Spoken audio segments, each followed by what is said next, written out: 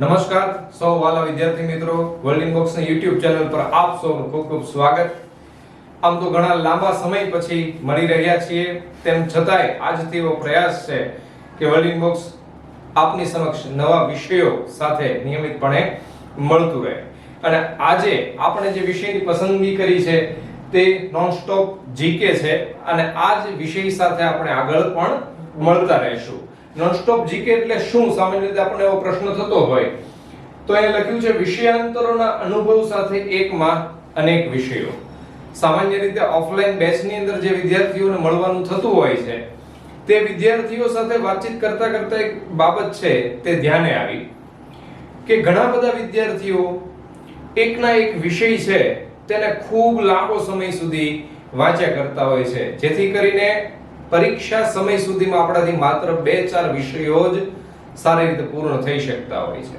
તો આવી ભૂલ ન કરતા અને તેમાં આપણે શું સુધારો કરી શકીએ તે બાબત મગજમાં આવી અને આપને આજે થોડું જ્ઞાન આપી શકું એમ છું કે ભાઈ જો આપણી એક વખત થોડી સારી તૈયારી થઈ જશે અને વિષયો એકદમ પરફેક્ટ થાય એના કરતા દરેક વિષયોને પહેલા આપણે એક વખત વાંચી લીધા છે તો આપણે વિષયાંતરો કરી શકશું.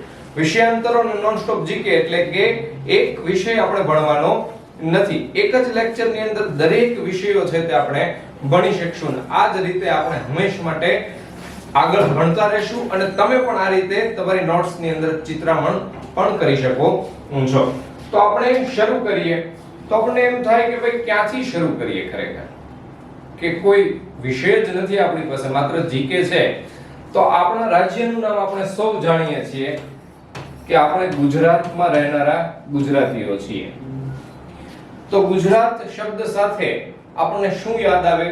તો કે પરીક્ષામાં સૌથી વધુ વખત પ્રશ્ન પૂછાય ગુજરાતનું ક્ષેત્રફળ કેટલું છે. આપણે તદ્દન પાયાથી શરૂઆત કરીએ છીએ જેથી કરીને નવા વિદ્યાર્થીઓ છે તેમને પણ મદદ મળે અને જે જૂના વિદ્યાર્થીઓ છે તેમને પણ રિવિઝન થશે.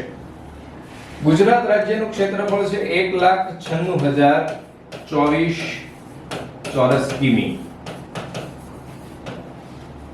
તો આપણને એમ થાય કે ભાઈ ભારતમાં ગુજરાતનો વિસ્તારની દ્રષ્ટિએ ક્રમ કયો હોઈ શકે? તો કે ભાઈ વર્ષ 2011 ની વસ્તી હતી, વસ્તી ગણતરી.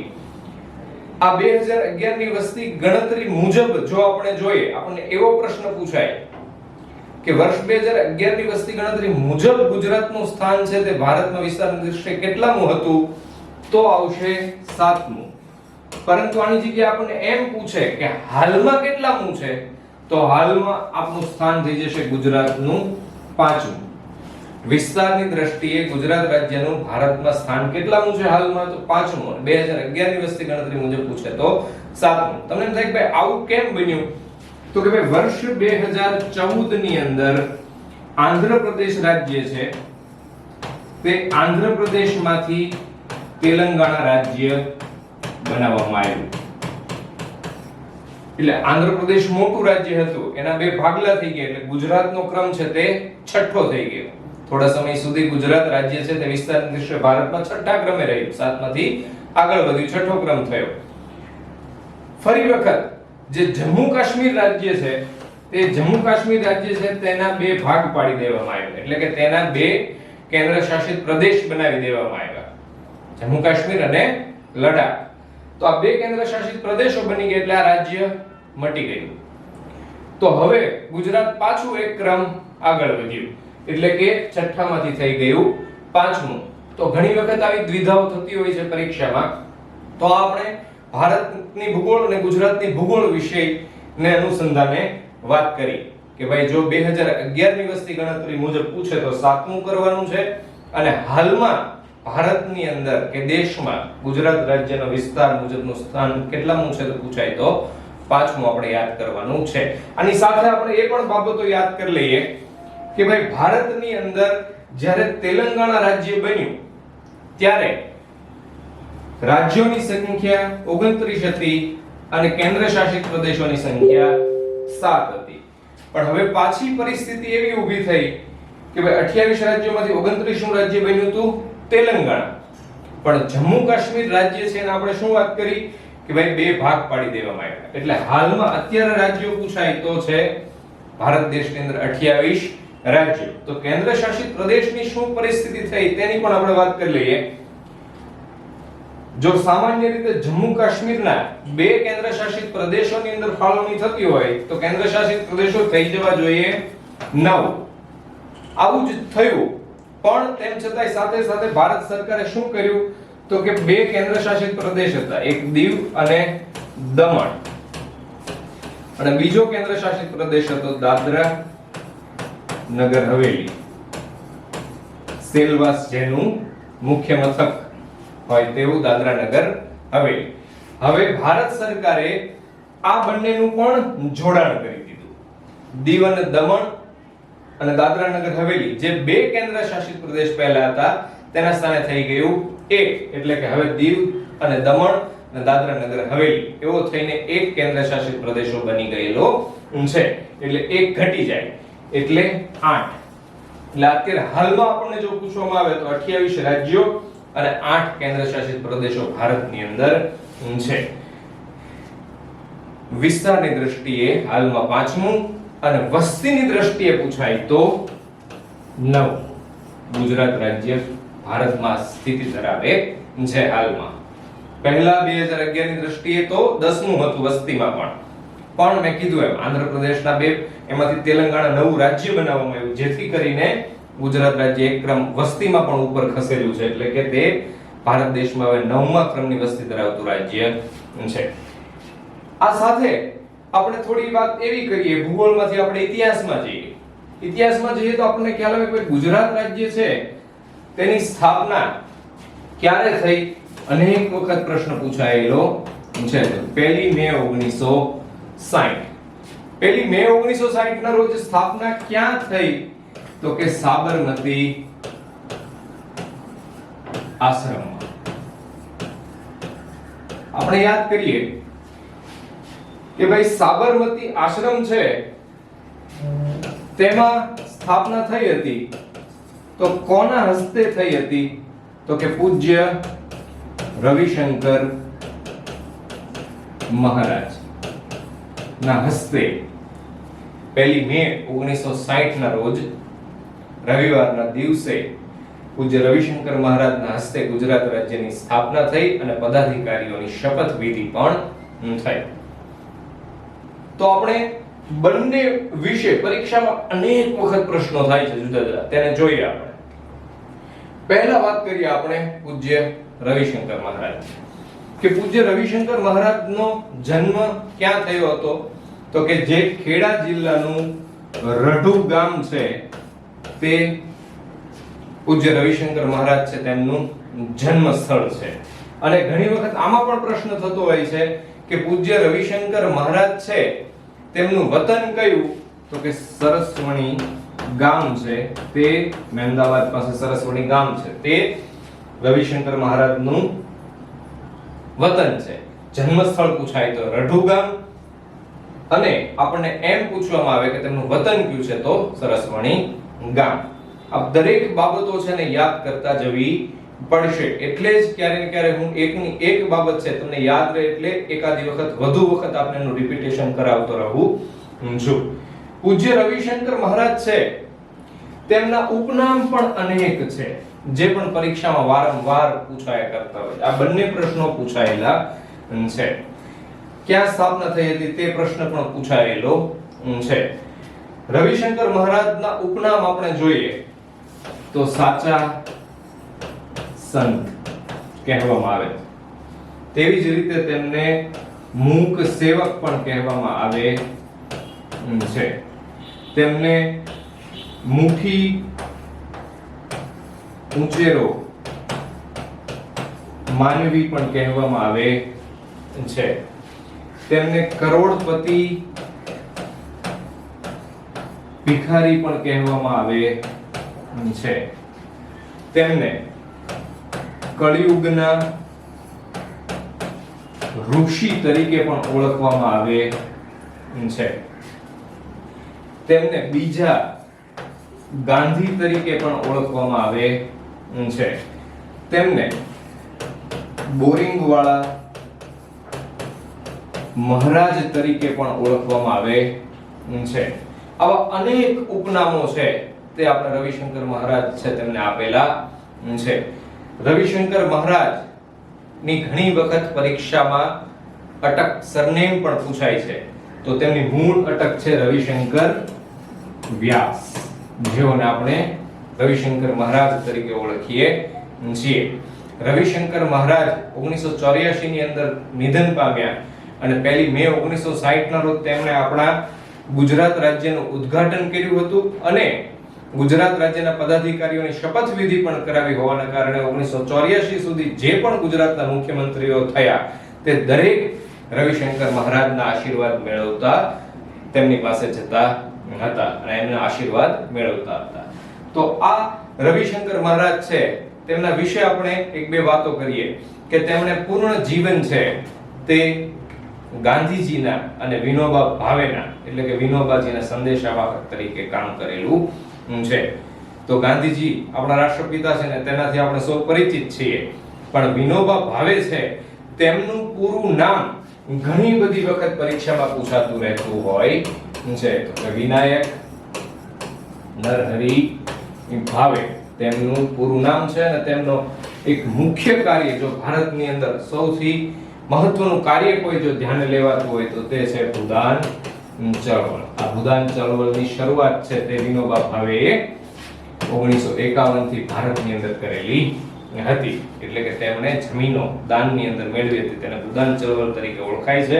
અને રવિશંકર મહારાજે પણ તે જ ભૂદાન ચળવળની પ્રવૃત્તિ ગુજરાતની અંદર ધ્યાને લીધેલી હતી. તો આપણને આ ભૂદાન ચળવળ યાદ આવે ને તો એ ભારતના ઇતિહાસનો મુદ્દો છે. પણ સાથે સાથે આપણે વાત કરીએ કે આ જે જમીનનું એકત્રીકરણ કર્યું તેવું જ કાર્ય છે તે ગુજરાતની અંદર રવિશંકર મહારાજે કર્યું. તો રવિશંકર મહારાજ ઉપર આ અનુસંધાને એક પુસ્તક લખ્યું છે જે રવિશંકર મહારાજનું જીવન ચરિત્ર છે, જેનું નામ છે માણસાઈના દીવા. તમે જુઓ છો કે આ મુદ્દો છે તે પાછો સાંસ્કૃતિક સાહિત્યનો, ગુજરાતી સાહિત્યનો મુદ્દો છે. તો આ માણસાઈના દીવા કૃતિ છે તે કોણે રવિશંકર મહારાજ ઉપર લખેલી છે? તો તેમાં નામ આવશે ઝવેરચંદ મેઘાણી. તેમનું પૂરું નામ છે ઝવેરચંદ કાલિદાસ મેઘાણી. તો હવે આપણને રવિશંકર મહારાજમાંથી થોડીવાર કોણ યાદ આવે?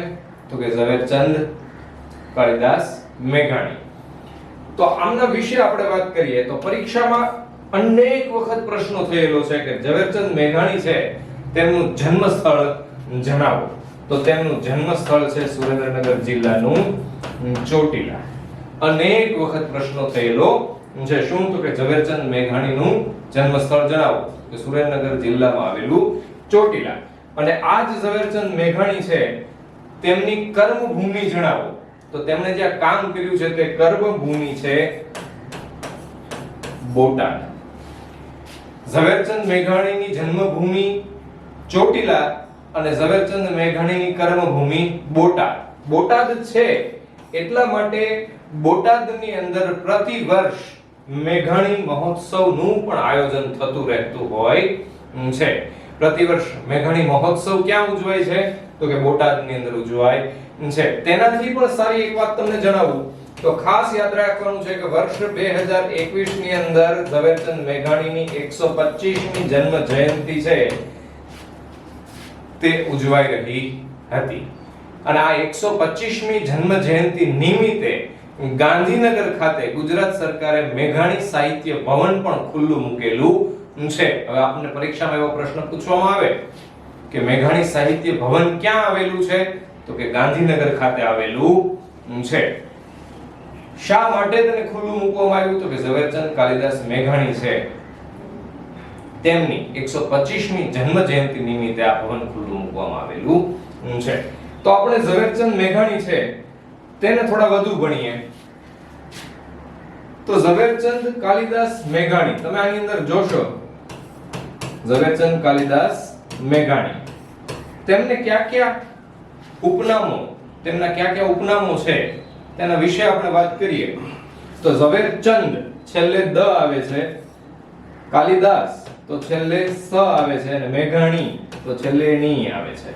તો આવી રીતે એક એમનું ઉપનામ છે દસણી. કોનું? ઝવેરચંદ, કાલિદાસ, મેઘાણી નું ઉપનામ છે દસણી. આવું જ એક એમનું ઉપનામ છે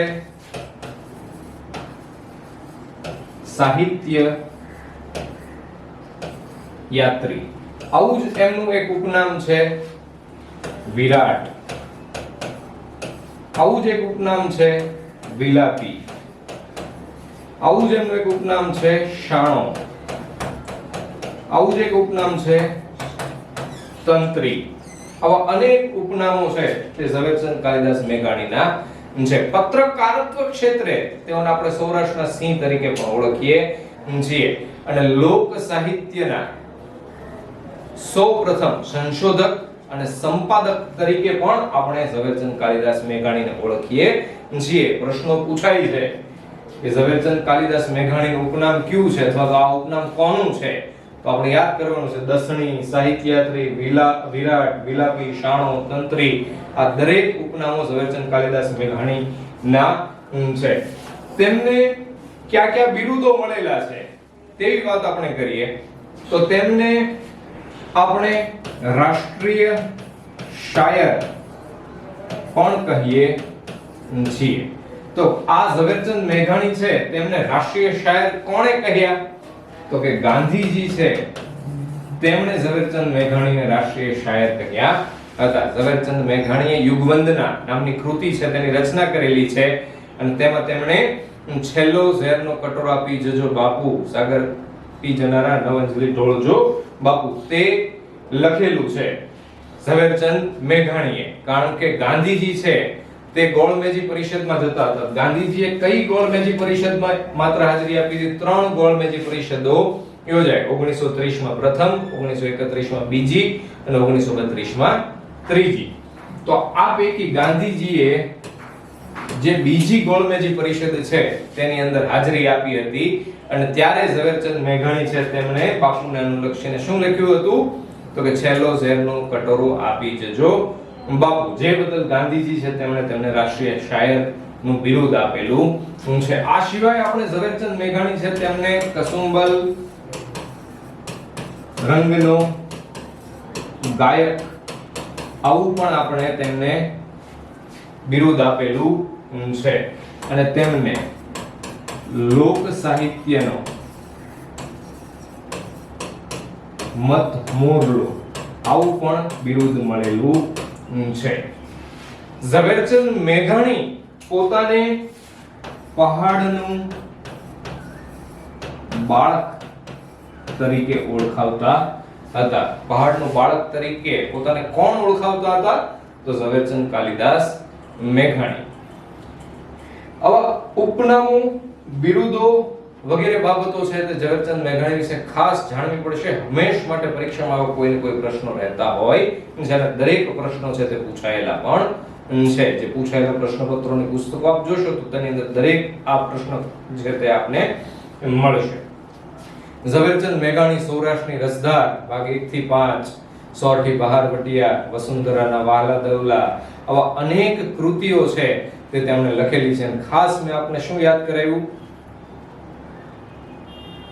કે લોક સાહિત્યના સૌપ્રથમ સંશોધક અને સંપાદક તરીકે પણ આપણે ઝવેરચંદ મેઘાણીને ઓળખીએ છીએ. તો આપણે ફરી ક્યાં હતા એ વાત તમને કરું કે રવિશંકર મહારાજ ઉપર માણસાઈના દીવા કૃતિ કોણે લખી? તો કે ઝવેરચંદ મેઘાણીએ. રવિશંકર મહારાજે જે ડુંગર ખોદી કોતરીને જે બહારવટિયાઓના દિલની અંદર દીવા પ્રગટાવ્યા હતા તેને અનુસંધાને ઝવેરચંદ મેઘાણી છે તેમણે રવિશંકર મહારાજ ઉપર આ માણસાઈના દીવા નામની કૃતિ છે તેની રચના કરેલી છે. તો રવિશંકર મહારાજ ઉપર બીજું કોણે અને શું લખ્યું? તો કે એક પુસ્તક લખાયેલું છે રવિશંકર મહારાજ ઉપર, જેણે જીવી જાણ્યું. આ જેણે જીવી જાણ્યું નામની કૃતિ છે તે રવિશંકર મહારાજ ઉપર કોણે લખી? તો કે પન્નાલાલ પટેલ. પન્નાલાલ પટેલ છે તેનો જન્મ ક્યાં થયેલો છે? તો કે પન્નાલાલ પટેલનો જન્મ માંડલીમાં થયેલો છે, જે માંડલી રાજસ્થાનમાં આવેલું એક ગામ છે, નાનું એવું ગામ છે. પન્નાલાલ પટેલનો જન્મ ક્યાં થયેલો છે? તો કે માંડલી, રાજ્ય રાજસ્થાન. આ પન્નાલાલ પટેલ આપણને યાદ આવે તો આપણને ખ્યાલ છે કે આપણે તેને કયા નામથી ઓળખીએ છીએ? તો કે સાહિત્ય જગતનો ચમત્કાર કહીએ છીએ આપણે પન્નાલાલ પટેલને. આ પન્નાલાલ પટેલ છે તેમની એક કૃતિ ખૂબ જાણીતી છે. પન્નાલાલ પટેલે લખેલું છે માનવીની ભવાઈ. આ માનવીની ભવાઈ કોણે લખેલું છે? પન્નાલાલ પટેલની નવલકથા છે માનવીની ભવાઈ. ખાસ યાદ રાખવાનું. શા માટે યાદ રાખવાનું એ પણ તમને જણાવું છું. કારણ કે પન્નાલાલ પટેલની આ કૃતિ માનવીની ભવાઈ જે નવલકથા છે તેને જ્ઞાનપીઠ પુરસ્કાર પ્રાપ્ત થયેલો છે. કયો પુરસ્કાર મળેલો છે? જ્ઞાનપીઠ પુરસ્કાર. આપણને જ્ઞાનપીઠ પુરસ્કાર યાદ આવે તો આપણે જ્ઞાનપીઠ પુરસ્કારને પણ થોડો ભણી લેવો જોઈએ, પછી અહીંયા પાછા ફરીએ. તો કે જ્ઞાનપીઠ પુરસ્કારમાંથી સૌથી વધુ વખત પૂછાય છે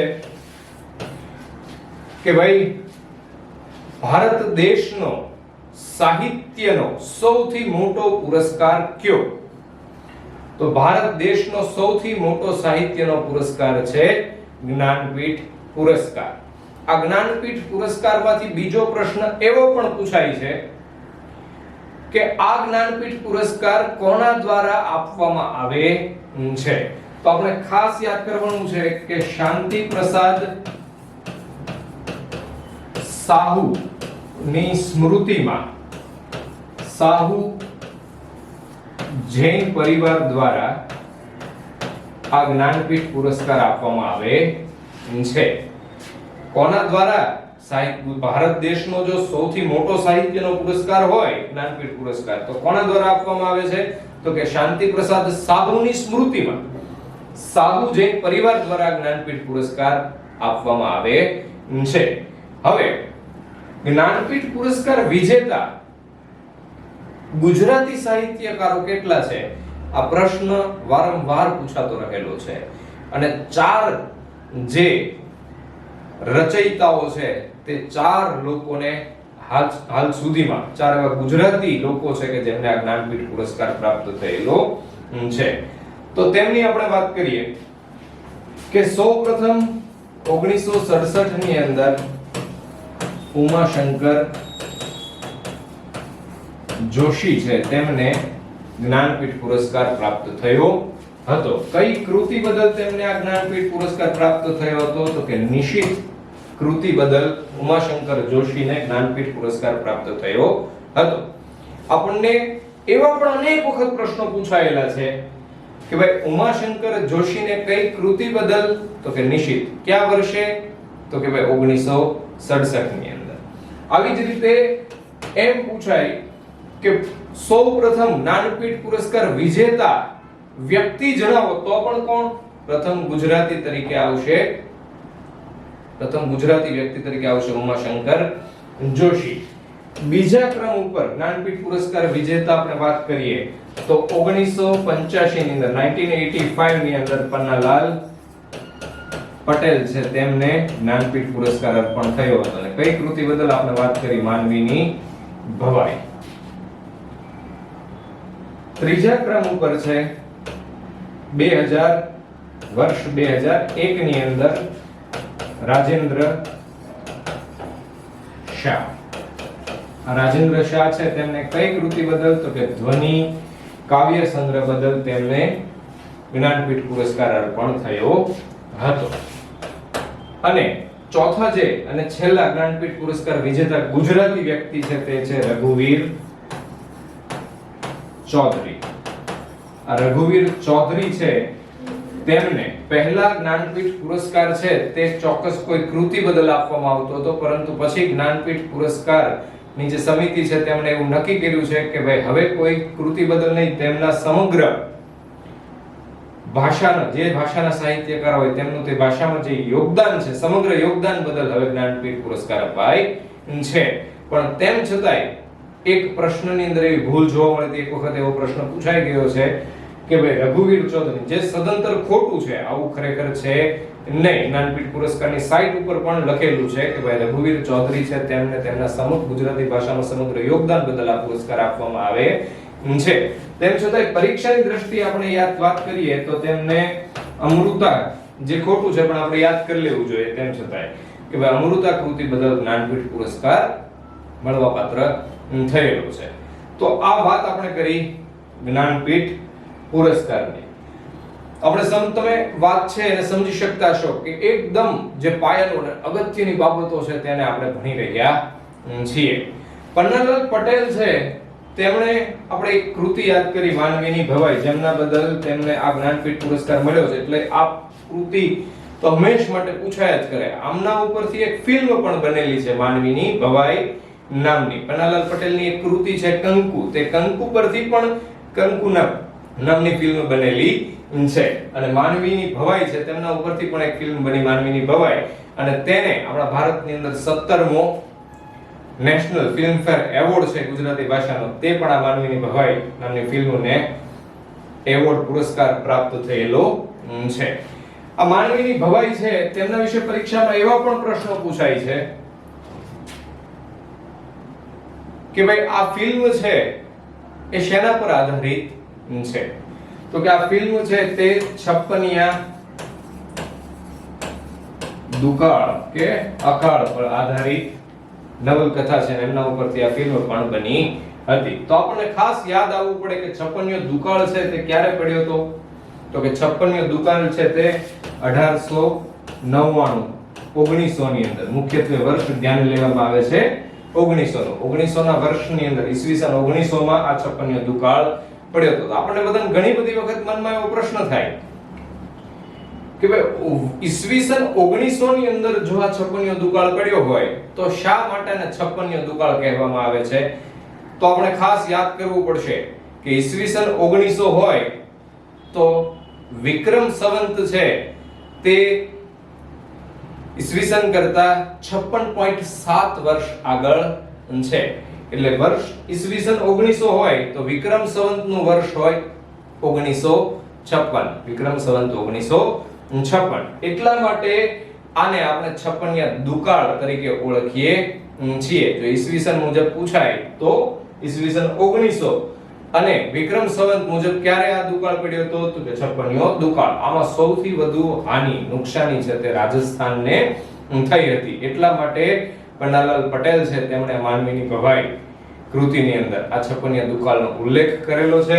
અને તેમાં કાળુ અને રાજુ ની પ્રેમ કથા પણ આપવામાં આવેલી છે. માનવીની ભવાઈ કૃતિ છે, તેમાં કાળુ રાજુની પ્રેમ કથા અને છપ્પનિયા દુકાળ સંબંધિત બાબતો છે તેને વણી લેવામાં આવેલી છે.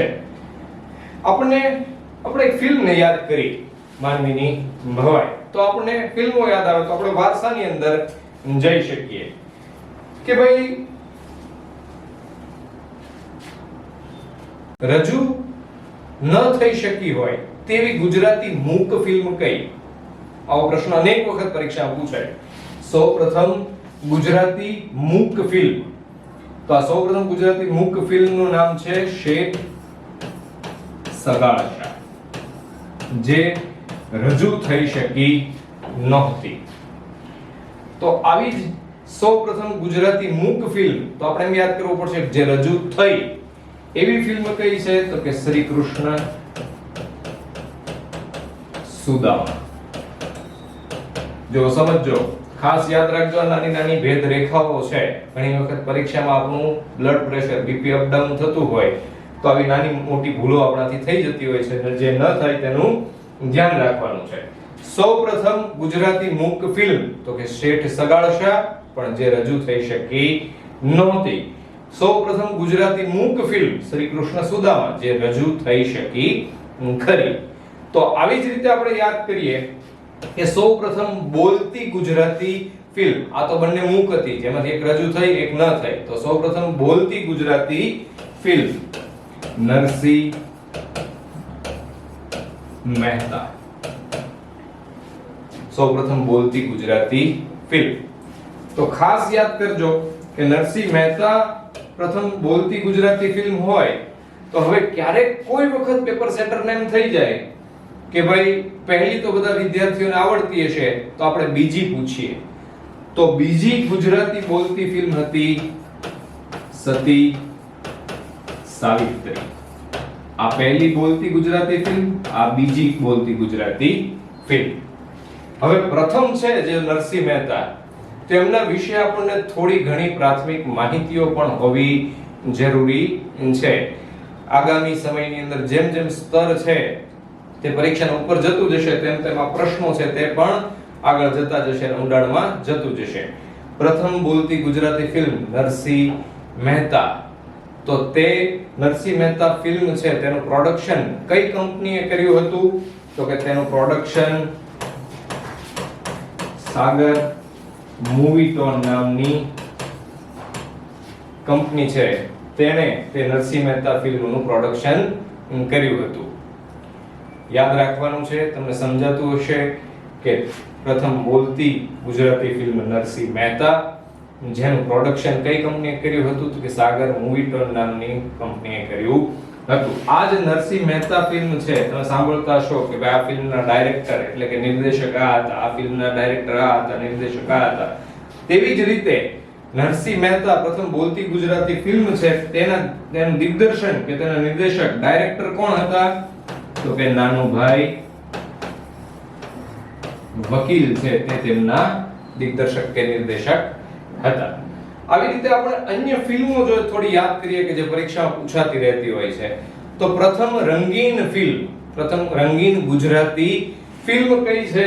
તો કે લીલુડી ધરતી. પ્રથમ ગુજરાતી રંગીન ફિલ્મ છે જે આપણા ગુજરાતી સાહિત્યકાર એવા ચુનીલાલ મળિયા છે તેમની કૃતિ હતી આ લીલુડી ધરતી. તેમના પરથી આ ફિલ્મ બનેલી છે. પ્રથમ ગુજરાતી રંગીન ફિલ્મ લીલુડી ધરતી. આની સાથે તમને પરીક્ષાની અંદર વારંવાર પૂછાતી એવી બીજી ફિલ્મ પણ યાદ કરાવું કે પ્રથમ રાજકીય ફિલ્મ, ગુજરાતી રાજકીય ફિલ્મ, તો તે છે ભક્ત વિદુર. ભક્ત વિદુર છે તે ખાસ યાદ રાખજો, પ્રથમ રાજકીય ફિલ્મ તો છે અને તેના ઉપર પ્રતિબંધ પણ લાગ્યો હતો. અને આ ભક્ત વિદુર જે ફિલ્મ છે તેની ઉપર માત્ર ગુજરાત નહીં ભારતની અંદર સૌપ્રથમ વખત જો કોઈ ફિલ્મ ઉપર પ્રતિબંધ મૂકવામાં આવ્યો હોય તો તે પણ આ ગુજરાતી ફિલ્મ છે ભક્ત વિદુર. તો આ ભક્ત વિદુર ફિલ્મ છે તેના વિશે પણ જો આપણે કંઈક યાદ કરીએ તો 1931 ની અંદર લગભગ આ ભક્ત વિદુર ફિલ્મ છે તે જાહેર કરવામાં આવી હતી. આ ભક્ત વિદુર ફિલ્મ છે તેનું પ્રોડક્શન કર્યું હતું કોહિનૂર ફિલ્મ કંપની. ભક્ત વિદુર છે તે પરીક્ષામાં પૂછાતી રહેશે તો આપણે એમના વિશે પણ એક બે બાબતો ભણીએ. ભક્ત વિદુર ફિલ્મ છે જેના ઉપર ભારતની અંદર સૌપ્રથમ વખત આ ફિલ્મ ઉપર પ્રતિબંધ લાગ્યો હતો રાજકીય બાબતો સાઠગાંઠ હોવાથી તેની અંદર. તો કે ભાઈ કોહિનૂર ફિલ્મ કંપનીએ આ ફિલ્મનું પ્રોડક્શન કર્યું અને આની અંદર વિદુરનું પાત્ર જેમણે ભજવ્યું છે તેમનું નામ છે દ્વારકાદાસ સંપટ. ભક્ત વિદુરનું પાત્ર આમાં કોણે ભજવ્યું હતું? તો કે દ્વારકાદાસ સંપટ. અને આ જે કોહિનૂર ફિલ્મ કંપની છે તેમના સ્થાપક કોણ છે? તો કે તેમના સ્થાપક પણ દ્વારકાદાસ સંપટ. એટલે કે દ્વારકાદાસ સંપટને એમ લાગ્યું હશે કે આ વિદુરનું પાત્ર છે તે ખરેખર જો હું ભજવું તો આ ફિલ્મને વધુ બળ મળશે, એની અંદર વધુ સારું ઉત્તમ કાર્ય થઈ શકશે. તે માટે ભક્ત વિદુરનું પાત્ર ભજવ્યું હતું દ્વારકાદાસ સંપટે. તો આની સાથે હજી એક બે ફિલ્મો આપણે યાદ કરીએ તો કે ભાઈ સૌપ્રથમ રમૂજી ગુજરાતી ફિલ્મ કઈ છે? તો કે સૌપ્રથમ રમૂજી ગુજરાતી ફિલ્મ છે ફાફડો પિતુરી. આવી જ રીતે એક બાબત પૂછાય છે વારંવાર પરીક્ષાની અંદર કે સૌપ્રથમ વખત કઈ ગુજરાતી ફિલ્મને કર મુક્તિ આપવામાં આવી હતી, એટલે કે એમની પાસેથી જે મનોરંજન ટેક્સ છે તે ટેક્સ ઉઘરાવવામાં આવ્યો નથી, તેને કર મુક્ત જાહેર કરવામાં આવી. તો સૌપ્રથમ કર મુક્ત થઈ હોય તેવી ગુજરાતી ફિલ્મ છે, પ્રથમ ગુજરાતી ફિલ્મ છે અખંડ સૌભાગ્યવતી. પ્રથમ ગુજરાતી કર મુક્ત ફિલ્મ. તો આપણને પરીક્ષામાં એ પણ પ્રશ્ન પૂછાય આની સાથે કે ગુજરાત સરકારે સૌપ્રથમ વખત કયા વર્ષે ફિલ્મોને કર મુક્તિ આપવાની જાહેરાત કરી? તો ગુજરાત સરકારે સૌપ્રથમ વખત વર્ષ 1971 ની અંદર ફિલ્મોને, ગુજરાતી ફિલ્મોને કર મુક્તિ આપવાની જાહેરાત કરી હતી. બીજી પણ એક બે ફિલ્મો છે, જેમ કે હું આપને વાત કરું કે મહાનવલ છે સરસ્વતી ચંદ્ર. પરીક્ષામાં આ પ્રશ્ન પણ હંમેશ માટે પૂછાયા કરે છે. સરસ્વતી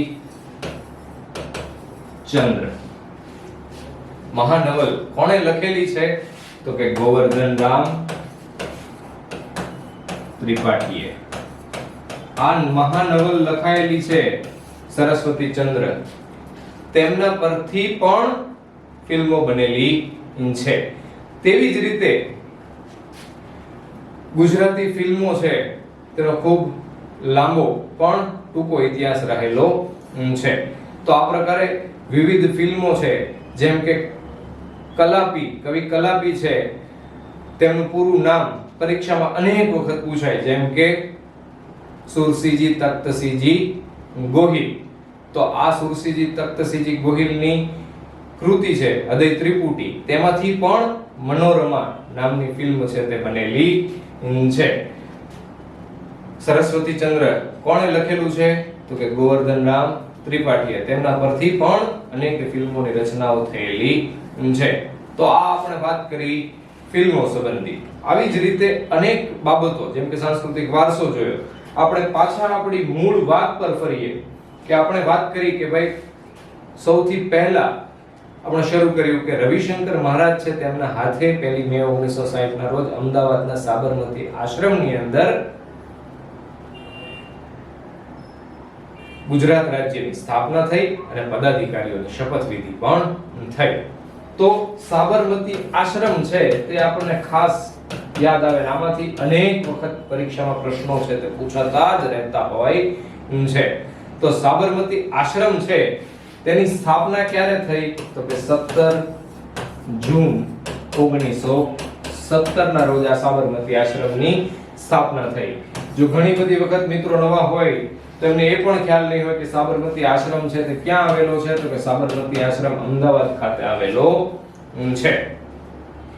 ત્યાં આગળ સાબરમતી આશ્રમની સ્થાપના થઈ 17 જૂન 1917. કોણે આ સાબરમતી આશ્રમની સ્થાપના કરી? તો કે ગાંધીજીએ સ્થાપના કરી. ગાંધીજીએ શા માટે આ સાબરમતી આશ્રમની સ્થાપના કરી? તો કે ગાંધીજી વિશે તો પ્રશ્નો થયા જ કરતા હોય છે કે તેમનો જન્મ પોરબંદર ખાતે થયો હતો, 2 ઓક્ટોબર 1869 ના રોજ તેમનો જન્મ થયો હતો. આ ગાંધીજી છે તે પોતાનું શિક્ષણ મેળવવા માટે પહેલા તેમણે કોલેજ, તેમનું બાળપણનું શિક્ષણ છે તે રાજકોટ ખાતેની આલ્ફ્રેડ હાઈસ્કૂલમાંથી કર્યું. પછી ગાંધીજી કોલેજ માટે ભાવનગરની શામળદાસ કોલેજની અંદર તેમણે પ્રવેશ મેળવેલો, પણ ત્યાંથી તેઓએ અભ્યાસ અધૂરો છોડી અને આગળનું શિક્ષણ મેળવવા માટે તેઓ ઇંગ્લેન્ડ ગયા. ઇંગ્લેન્ડથી ભારત પરત ફર્યા. ભારત પરત ફર્યા પછી તેઓએ પોરબંદરની પેઢી હતી શેઠ અબ્દુલ્લાની, તેનો કેસ લડવા માટે ગાંધીજી છે તે દક્ષિણ આફ્રિકા ગયા. દક્ષિણ આફ્રિકા ગાંધીજી રહ્યા 1893 થી 1915 સુધી. આ સમય દરમિયાન ગાંધીજીએ દક્ષિણ આફ્રિકામાં પણ અનેક સત્યાગ્રહો છે તે ચલાવ્યા, કારણ કે ગાંધીજીને જ પોતાને ગોરા કાળાનો ભેદભાવ છે તે થયો હતો. ગાંધીજી જે દક્ષિણ આફ્રિકાની અંદર પ્રિટોરિયા જતી ટ્રેનની અંદર બેઠા હતા, તેમાં ગાંધીજી પાસે ફર્સ્ટ ક્લાસની ટિકિટ હોવા છતાં પણ તેમને સેન્ટ પીટર મારિટ્સબર્ગ નામના સ્ટેશન ઉપર ઉતારી દેવામાં આવ્યા, જેથી ગાંધીજીએ ત્યાં પણ સત્યાગ્રહો કર્યા છે. ટોલ્સ્ટોય ફાર્મ વગેરે, ફિનિક્સ આશ્રમ જેવા ગાંધીજીએ ત્યાં દક્ષિણ આફ્રિકાની અંદર પણ સ્થાપના કરેલી છે. તો આ ગાંધીજી છે તે દક્ષિણ આફ્રિકાથી ભારત ક્યારે પરત ફર્યા? તો કે ભારત પરત ફર્યા 1915 ની અંદર. આ 1915 માં ગાંધીજી દક્ષિણ આફ્રિકાથી ભારત પરત ફર્યા કાયમી માટે. તો તે દિવસ છે તે દિવસ હતો 9 જાન્યુઆરી 1915. આ 9 જાન્યુઆરી 1915 છે તેને આપણે ભારતની અંદર પ્રવાસી ભારતીય દિવસ તરીકે ઓળખીએ છીએ. આ દરેક પ્રશ્નો મિત્રો આપણે જે પણ વાત કરીએ છીએ, જો આ પૂછાયેલા પ્રશ્નપત્રોની પુસ્તક લઈને બેસશો તો આ એક પ્રશ્ન છે તે 2 4 5 5 થી વધુ વખત પરીક્ષામાં પૂછાયેલા પ્રશ્નો છે તેને જ આપણે એકબીજા સાથે કનેક્ટ કરીને ભણીએ છીએ. 9 જાન્યુઆરી 1915 ના દિવસે ગાંધીજી છે તે ભારત પરત ફર્યા તો તેઓએ સૌપ્રથમ ભારતમાં ક્યાં પગ મૂક્યો? તો ગાંધીજીએ આ દિવસે મુંબઈના એપોલો બંદર ઉપર સૌપ્રથમ પગ મૂક્યો હતો. ગાંધીજી ભારત પરત ફર્યા હતા 9 જાન્યુઆરી 1915. એટલા માટે આપણે આ 9 જાન્યુઆરીને દર વર્ષે પ્રવાસી ભારતીય દિવસ તરીકે ઉજવીએ છીએ. તો આ પ્રવાસી ભારતીય દિવસ ઉજવવાની શરૂઆત કરનાર વડાપ્રધાન કોણ? એવો પ્રશ્ન આપણને પૂછાય તો તે વડાપ્રધાન છે અટલ બિહારી વાજપેયી. અટલ બિહારી વાજપેયી છે તેમણે એવું નક્કી કર્યું વર્ષ 2003 ની અંદર કે ભાઈ આપણે આવો એક દિવસ ઉજવવો જોઈએ અને જે નોન રેસિડેન્ટ ઇન્ડિયન છે, એનઆરઆઈ છે, કે જે મૂળ ભારતીય છે પરંતુ તે વિદેશમાં વસે છે, તે બધાને આપણે ભારત બોલાવવા જોઈએ અને ભારત સાથે તેનો સાંસ્કૃતિક કે દરેક પ્રકારનો સંબંધ જળવાઈ રહે તે માટે આપણે તેમને બોલાવીને તેમનું સન્માન કરવું જોઈએ.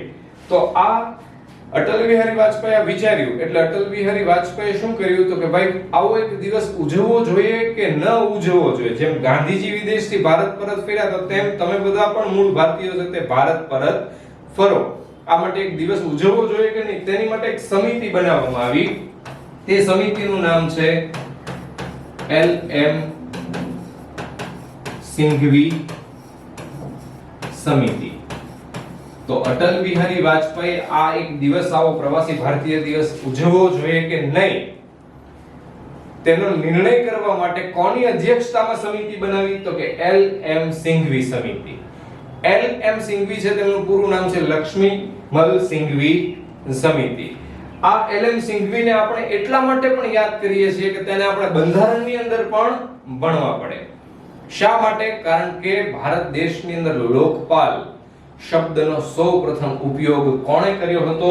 તો કે LM સિંઘવી એ ભારતમાં સૌપ્રથમ લોકપાલ શબ્દનો ઉપયોગ કર્યો હતો. તો આ વાત થઈ LM સિંઘવી વિશે. આ સમિતિએ અટલ બિહારી વાજપેયીને કીધું કે ચોક્કસ આ દિવસ ઉજવવો જોઈએ. 9 જાન્યુઆરીએ ગાંધીજી પરત ફર્યા તો 9 જાન્યુઆરીના દિવસને જ આપણે પસંદ કરીએ. એટલા માટે વર્ષ 2003 થી પ્રવાસી ભારતીય દિવસ કયા દિવસને આપણે ઉજવીએ છીએ? તો કે 9 જાન્યુઆરીને. ગાંધીજી ભારત પરત ફર્યા તેને 100 વર્ષ થયા વર્ષ 2015 માં 9 જાન્યુઆરી 2015. એટલા માટે આપણે ખાસ એવું યાદ રાખવાનું છે કે ભાઈ આ પહેલા દરેક પ્રવાસી ભારતીય દિવસ છે તે દિલ્હીની અંદર ઉજવાતા હતા પરંતુ 100 વર્ષ થતા હતા અને આપણા મુખ્યમંત્રી ગુજરાતના પ્રથમ મહિલા મુખ્યમંત્રી હતા આનંદીબેન પટેલ. તેમના સમયગાળાની અંદર ગાંધીનગર ખાતે મહાત્મા મંદિરની અંદર એક મીઠાનો ડુંગરો અને ગાંધી કુટીર વગેરે બાબતોનું શરૂઆત કરી અને જેમાં ખાસ કરીને વડાપ્રધાન નરેન્દ્રભાઈ મોદીએ પણ હાજરી આપેલી હતી. તો આ સૌપ્રથમ વખત 2015 નો પ્રવાસી ભારતીય દિવસ છે તે દિલ્હી બહાર યોજાયો અને હવે તે વિવિધ ભારતના શહેરોની અંદર યોજાતો રહે છે આ પ્રવાસી ભારતીય દિવસ. તો આ મુદ્દો છે તે તમને સમજાણો હશે. તો આવી જ રીતે આપણે આમાં થોડા વધુ આગળ વધીએ કે ગાંધીજી 9 જાન્યુઆરી 1915 ના દિવસે ભારત પરત ફર્યા તો ગુજરાત ક્યારે આવ્યા? તો કે ગાંધીજી ગુજરાત આવ્યા 25 મે 1915. આપણને કેમ ખબર પડે? તો કે ભાઈ ગાંધીજીએ ગુજરાત આવી સૌપ્રથમ અમદાવાદનો જે પરા વિસ્તાર હતો પહેલા કોચરબ પાલડી નજીક, ત્યાં કોચરબની અંદર એક કોચરબ આશ્રમની સ્થાપના કરી. આ કોચરબ આશ્રમ અને સાબરમતી આશ્રમ બંનેને આપણે કયા નામથી ઓળખીએ છીએ? તો કે સત્યાગ્રહ આશ્રમ તરીકે ઓળખીએ છીએ. તો ગાંધીજીએ સૌપ્રથમ ભારત પરત ફર્યા, ગુજરાત આવ્યા અને સૌપ્રથમ કયો આશ્રમ બનાવ્યો? તો કે કોચરબ આશ્રમ બનાવ્યો. તે કોચરબ આશ્રમ છે તેમનું બીજું નામ શું? તો કે સત્યાગ્રહ આશ્રમ.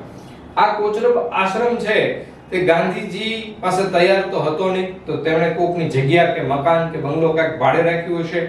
તો આ મકાન છે તે કોનું હતું? તો કે બેરિસ્ટર શેઠ જીવનલાલનો બંગલો ગાંધીજીએ ભાડે રાખી અને ત્યાં આગળ કોચરબ આશ્રમ સ્થાપ્યો. અને એ દિવસ ત્યાં જે તકતી છે તેના ઉપર લખેલું છે 25 મે 1915. એટલે ગાંધીજીએ કોચરબ આશ્રમની પહેલા સ્થાપના કરી.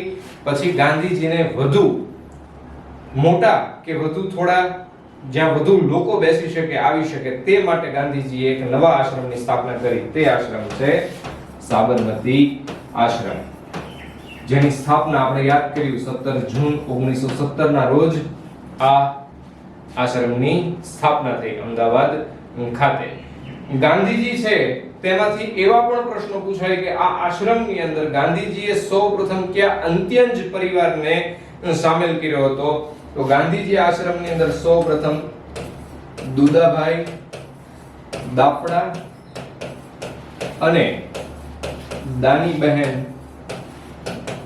દાફડા નામના પરિવારને આશ્રમમાં સ્થાન આપ્યું હતું. એટલે કે સૌપ્રથમ અંત્યજ પરિવાર તરીકે આ બંને લોકોને, દુદાભાઈ અને દાનીબહેન દાફડાના પરિવારને સ્થાન આપ્યું હતું. આ બંનેની જે દીકરી છે તેમનું નામ પણ છે લક્ષ્મી. આ લક્ષ્મી છે તેને પણ ગાંધીજીએ દત્તક લીધી હોય તેમ કહેવાય છે. જે ઘણી બધી આ દીકરી છે લક્ષ્મી, તે સરદાર વલ્લભભાઈ પટેલ સાથેના અનેક ચિત્રોની અંદર તમને નજર પણ પડશે, જે દુદાભાઈ અને દાનીબેનની પુત્રી હતી અને જેને ગાંધીજીએ દત્તક લીધી હતી. અને આ દુદાભાઈ અને દાનીબેન છે તે આશ્રમની અંદર સૌપ્રથમ અંત્યજ પરિવાર તરીકે સામેલ થયા હતા. એવો પણ પ્રશ્ન પૂછાયેલો છે કે ભાઈ દુદાભાઈ અને દાનીબેનને આશ્રમની અંદર સ્થાન આપવા માટે, એટલે કે અંત્યજ પરિવારને સ્થાન આપવા માટે ગાંધીજીને કોણે ભલામણ કરી હતી? તો કે આ ભલામણ ગાંધીજીને ઠક્કર બાપાએ કરી હતી. ઠક્કર બાપા છે તેમનું પરીક્ષામાં પૂરું નામ પણ અનેક વખત પૂછાણું છે. આ નામ છે અમૃતલાલ વિઠ્ઠલદાસ ઠક્કર. અમૃતલાલ વિઠ્ઠલદાસ ઠક્કરને આપણે ઠક્કર બાપા તરીકે ઓળખીએ છીએ. આ ઠક્કર બાપા છે તેમનો જન્મ પણ પરીક્ષામાં અનેક વખત પૂછાય, તો ખાસ યાદ રાખવાનું છે ભાવનગર. આ અમૃતલાલ વિઠ્ઠલદાસ ઠક્કર એટલે કે ઠક્કર બાપાનું જન્મ સ્થળ છે. પરીક્ષામાં આપણને અનેક રીતે શું શું પ્રશ્નો થઈ શકે છે વિચારીએ કે ગાંધીજીને આશ્રમમાં અંત્યજ પરિવાર તરીકે સામેલ કરવા કોણે ભલામણ કરી હતી? ઠક્કર બાપા. ઠક્કર બાપાનું પૂરું નામ અમૃતલાલ વિઠ્ઠલદાસ ઠક્કર. ઠક્કર બાપાનો જન્મ તો કે ભાવનગર. આ ઠક્કર બાપાએ ભલામણ કરી એટલા માટે ગાંધીજીએ આશ્રમમાં સૌપ્રથમ અંત્યજ પરિવાર તરીકે સામેલ કર્યા દુદાભાઈ અને દાનીબેન દાફડાને. એમની દીકરી લક્ષ્મીને પણ ગાંધીજીએ દત્તક લીધી. આટલું આપણે યાદ કર્યું. હવે વાત કરીએ આપણે સાબરમતી આશ્રમની. સાબરમતી આશ્રમ છે તેની સ્થાપના થઈ, પણ ગાંધીજી છે તે કોઈ ઉદ્યોગપતિ નહોતા કે જેમની પાસે પૈસા હોય. તો આ સાબરમતી આશ્રમ સ્થાપવા માટે ગાંધીજીને કોણે આર્થિક સહાય કરી? પરીક્ષામાં પ્રશ્ન પૂછાય છે. તો કે ભાઈ અમદાવાદના મોટા ઉદ્યોગપતિ અંબાલાલ સારાભાઈએ ગાંધીજીને ગુપ્ત રીતે આર્થિક મદદ કરી હતી, જેથી કરીને ગાંધીજી આ સાબરમતી આશ્રમ છે તેની સ્થાપના કરી શક્યા. અંગ્રેજોનું શાસન હતું, બ્રિટિશરોનું, જેથી કરીને આપણે કોઈ નિર્ણય છે તે ઉદ્યોગપતિઓ ખુલ્લી રીતે લઈ શકતા હોય નહીં. જે માટે અંબાલાલ સારાભાઈ ગાંધીજીને ગુપ્ત રીતે આર્થિક મદદ કરી, જેથી કરીને સાબરમતી આશ્રમની સ્થાપના થઈ. તો આ સાથે તમને વિચાર આવે કે ગાંધીજી નીકળ્યા હશે જગ્યા શોધવા માટે મારે ક્યાં સાબરમતી આશ્રમ સ્થાપવો? તો કે નહીં. સાબરમતી આશ્રમ છે તેની જગ્યા કોણે શોધી આપી હતી? તો કે પૂંજાભાઈ હીરાચંદ નામના વ્યક્તિ છે તેમણે આ સાબરમતી આશ્રમની જગ્યા શોધી આપી હતી, જે ગાંધીજીને પસંદ પડી. એટલે ગાંધીજી કોચરબ આશ્રમથી 1917 ની અંદર આ સાબરમતી આશ્રમની સ્થાપના કરી, ત્યાં શિફ્ટ થયા. કોણે શોધી આપી? પૂજાભાઈ હીરાચંદ. કોણે આર્થિક સહાય કરી ગુપ્ત રીતે? અંબાલાલ સારાભાઈ. તો પરીક્ષામાં જે પાતળી ભેદ રેખાઓ છે ને મિત્રો, તે તમને સમજાવું છું કે એવો પ્રશ્ન પૂછાય કે આ સાબરમતી આશ્રમની સ્થાપના માટે ગાંધીજીને ગુપ્ત રીતે આર્થિક મદદ કોણે કરી હતી ને પૂછાયેલો છે, તો કે અંબાલાલ સારાભાઈ. અને એવો પ્રશ્ન પૂછાય કે સાબરમતી આશ્રમની સ્થાપના થઈ ગઈ અને પછી આ આશ્રમના સમગ્ર ખર્ચની જવાબદારી કયા ઉદ્યોગપતિએ ઉપાડી હતી? આમણે મદદ કરી એટલે સ્થપાયો. પણ હું શું પૂછું છું કે આશ્રમ શરૂ થઈ ગયો પછી એમાં ખર્ચો તો થાય, બધા લોકો આવતા હોય, તેમનું ભોજન આ તે વગેરે વગેરે અનેક ખર્ચો હોય, તો તે સમગ્ર ખર્ચની જવાબદારી કોણે ઉપાડી હતી? તો કે તે સમગ્ર ખર્ચની જવાબદારી અમદાવાદના શેઠ મંગળદાસ છે, તેમણે ઉપાડી હતી. લાલ દરવાજા છે અમદાવાદની અંદર, તેની સામે આપણે જોઈએ તો સીધી સૈયદની જાળીઓ છે, જે આપણા અમદાવાદના પ્રતીક રૂપે પણ છે. તે સીધી સૈયદની જાળીની સામેના ભાગમાં તમે જોશો તો શેઠ મંગળદાસની હવેલી પણ આવેલી છે. તે અમદાવાદની એક મોંઘી રેસ્ટોરન્ટ પૈકીની પણ એક છે અને સૌથી મોંઘી પણ ગણવામાં આવે છે, જે શેઠ મંગળદાસની હવેલી હતી. તો આ શેઠ મંગળદાસે સાબરમતી આશ્રમની સમગ્ર ખર્ચની જવાબદારી ઉપાડી હતી. ગાંધીજી કોને સાબરમતી આશ્રમના આત્મા કહેતા હતા? કે આશ્રમના આત્મા કહેતા હતા, તો કે તે વ્યક્તિ છે મગનલાલ ગાંધી. જો મિત્રો દરેક બાબતો આખી હું લખવા બેસીશ તો આપણો સમય પસાર થતો રહેશે, એટલે યાદ કરતા જજો. જો કોઈ નોટ્સ બનાવી તો તમારી રીતે એમાં પણ ચિત્રામણ કરતા જજો. ગાંધીજી કોને સાબરમતી આશ્રમના આત્મા કહેતા હતા? તો કે મગનલાલ ગાંધીને. આ સાબરમતી આશ્રમ છે તેનું સંપૂર્ણ સંચાલન કોણ કરતું હતું? તો આપણે ખાસ યાદ રાખવું પડશે, નરહરી પરીખ છે તે આ સાબરમતી આશ્રમનું સંપૂર્ણ સંચાલનની જવાબદારી સંભાળતા હતા. ગાંધીજીના અંગત એવા વ્યક્તિ હતા કે તેમના અંગત મંત્રી પણ કહી શકાય, મહાદેવભાઈ દેસાઈ. આ મહાદેવભાઈ દેસાઈના નિધન પછી પણ આ જવાબદારી છે તે પ્યારેલાલ નામના વ્યક્તિ છે તે સંભાળતા હતા. આ સાબરમતી આશ્રમ છે તેની અંદર સંગીતના શિક્ષક તરીકે અથવા તો ઘણી બધી જે પ્રાર્થના માળાઓ તૈયાર કરવાની હોય તેની જવાબદારી કોણે નિભાવી હતી? બે પ્રશ્નો કહું છું. સાબરમતી આશ્રમની જે પ્રાર્થના માળાઓની સંગ્રહાવલી છે તે કોણે તૈયાર કરી હતી? અથવા સાબરમતી આશ્રમના સંગીતના શિક્ષક કોણ હતા? તો ખાસ યાદ રાખવાનું છે, પંડિત નારાયણ મોરેશ્વર ખરે. સાબરમતી આશ્રમના સંગીતના શિક્ષક કોણ હતું? પંડિત નારાયણ મોરેશ્વર ખરે, જેમણે આશ્રમની પ્રાર્થનાવલીઓ પણ તૈયાર કરી આપેલી છે. હવે આ આશ્રમમાં શું શું આવેલું છે તેમના વિશે આપણે વાત કરીએ તો ગાંધીજી છે તેમનું આ સાબરમતી આશ્રમમાં જે આવેલું નિવાસ સ્થાન છે તેનું નામ છે હૃદયકુંજ. ગાંધીજીનું અનેક વખત લગભગ 50 કે 100 વખત પરીક્ષામાં પ્રશ્ન પૂછાણો છે સાબરમતી આશ્રમમાં આવેલા ગાંધીજીના નિવાસ સ્થાનનું નામ જણાવો કે હૃદયકુંજ. એમાંથી પણ બીજો એક પ્રશ્ન પૂછાયેલો કે હૃદયકુંજ નામ છે જે સાબરમતી આશ્રમમાં ગાંધીજીના નિવાસ સ્થાનનું નામ તે કોણે આપ્યું? તો કે કાકા સાહેબ કાલેલકર છે તેમણે સાબરમતી આશ્રમમાં ગાંધીજીના નિવાસ સ્થાનને આ નામ આપેલું છે હૃદયકુંજ. તો કાકા સાહેબ કાલેલકર આપણને થોડી વાર માટે યાદ આવી જવાના.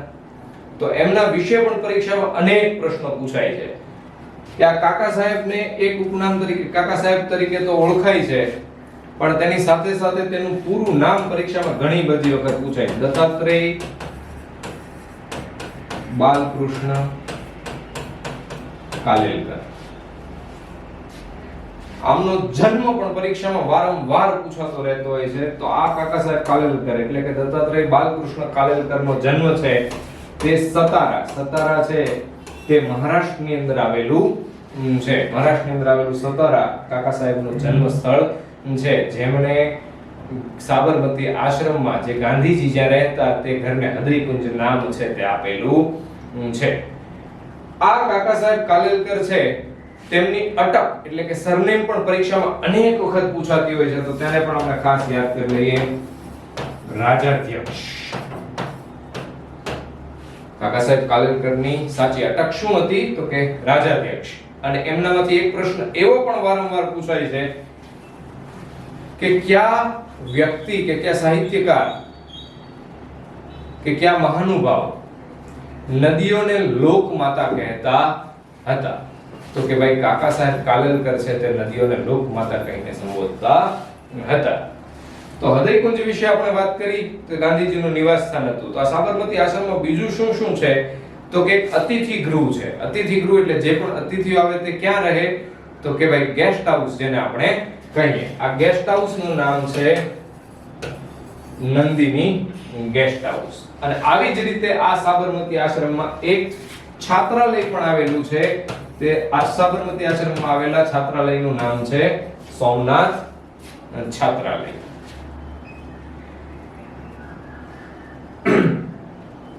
ગાંધીજીનું નિવાસસ્થાનનું નામ આપણે સૌએ યાદ કર્યું, આપણે સૌને આવડતું પણ હશે. અતિથિ ગૃહનું નામ છે નંદિની અતિથિ ગૃહ કે નંદિની ગેસ્ટ હાઉસ, અને છાત્રાલયનું નામ છે સોમનાથ છાત્રાલય. આ સિવાય સાબરમતી આશ્રમમાં વિનોબા ભાવે પરથી જ્યાં રહેતા હતા, એક સમય વિનોબા ભાવે પણ સાબરમતી આશ્રમમાં રહેતા હતા, જેથી ત્યાં આગળ વિનોબા કુટીર પણ આવેલી છે અને સાબરમતી આશ્રમમાં મીરા કુટીર પણ આવેલી છે. આપણે સૌએ વાત કરી પહેલા કે વિનોબા ભાવેનું પૂરું નામ આપણે યાદ કરવાનું છે વિનાયક નરહરી ભાવે, અને મીરા કુટીર, તો મીરા કુટીરમાં કોણ રહેતું હતું? તો કે મીરાબહેન. આ મીરાબહેન કોણ? તો કે જેમનું નામ પણ ઘણી બધી વખત પૂછે. તેનું સાચું નામ છે મેડલિન સ્લેડ. આ મેડલિન સ્લેડ બ્રિટિશર એટલે કે બ્રિટિશ મહિલા હતા અને ગાંધીજી સાથે જોડાયા હતા. તેમને ગાંધીજીએ મીરાબહેન એવું નામ આપેલું છે. તો આ બંનેની કુટીર પણ સાબરમતી આશ્રમમાં આવેલી છે. મેડલિન સ્લેડ ને મીરાબહેન કહેવાતું. તો તેમણે એક પુસ્તક પણ લખેલી છે આ મીરાબહેને, જે મૂળ બ્રિટિશર હતા. આપણા ઉપર બ્રિટિશરોનું શાસન હોવા છતાં પણ તેઓ ગાંધીજી સાથે જોડાણ થઈ અને આપણા ભારત દેશ સ્વતંત્ર પામવા માટે પ્રયત્નશીલ હતા. આ મીરાબહેન છે એટલે કે મેડલિન સ્લેડે ધ સ્પિરિટ્સ પિલગ્રિમેજ નામનું એક પુસ્તક છે તે પણ તેમણે લખેલું છે. તો મિત્રો આવી જ રીતે એક મુદ્દામાંથી આપણે અનેક વિષયોની અંદર જુદા જુદા વિષયોની અંદર જઈ શકીએ છીએ. અને ફરી મળશું ત્યારે પણ આ રીતે કોઈ એક શબ્દ લેશું અને તેની સાથે તેની આજુબાજુમાં જેટલી બાબતો વીંટળાયેલી છે અને વારંવાર પરીક્ષામાં પૂછાય છે તેને આપણે ભણતા રહેશું. સાથોસાથ એ પણ કહેવા માંગુ છું કે ટૂંક જ સમયની અંદર આપણે પૂછાયેલા પ્રશ્નો છે તેની પણ પ્રશ્નોત્તરી અને તેની સમજ છે તેના વિશે આપણે લેક્ચર શરૂ કરવા છે. અને આવી જ રીતે આપણે YouTube પર વિવિધ સમયે નિયમિત રૂપે હવેથી મળતા રહેશું તેવી આશા સાથે. Thank you.